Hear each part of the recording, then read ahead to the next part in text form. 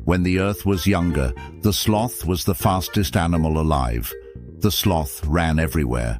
He was so fast that if something was done quickly, you would say it was done as swift as a sloth.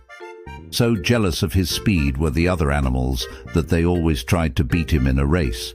No one was more jealous than the fox. The fox was the second fastest animal, and every day he asked the sloth to race him. And every day the sloth won. "I challenge you to a race," the fox would say, "and today I will win." "I accept," the sloth would reply. They would race through the meadow, along the stream, past the trees, and around the bend. The first one to pass the bush with big red berries won, and it was always the sloth. After every race, the sloth would celebrate by eating his favorite meal, a juicy duniper bug. One day, after losing badly to the sloth, the fox went back to his hole for the night and thought of a plan.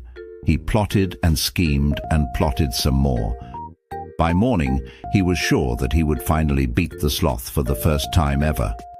"I challenge you to a race," said the fox to the sloth, "and whoever passes the bush with big red berries last this time will have to stop racing forever."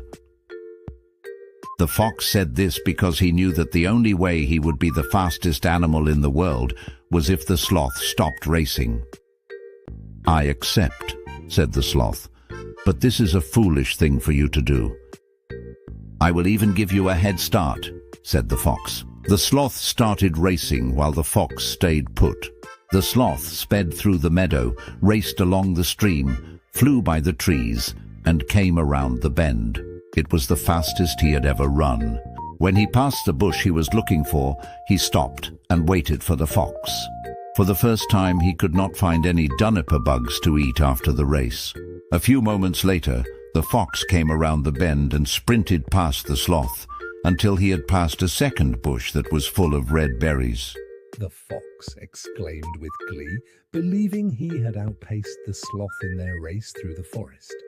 But the sloth, ever confident in his own pace, calmly refuted the fox's claim. The sly fox pointed out the bush in question, revealing the truth behind its false red berries. With a clever smile, the fox declared victory, having indeed passed the real bush first. Thus, the phrase "as sly as a fox" was born, celebrating the fox's trickery. As for the sloth, he found solace in a feast of duniper bugs, content in his own way.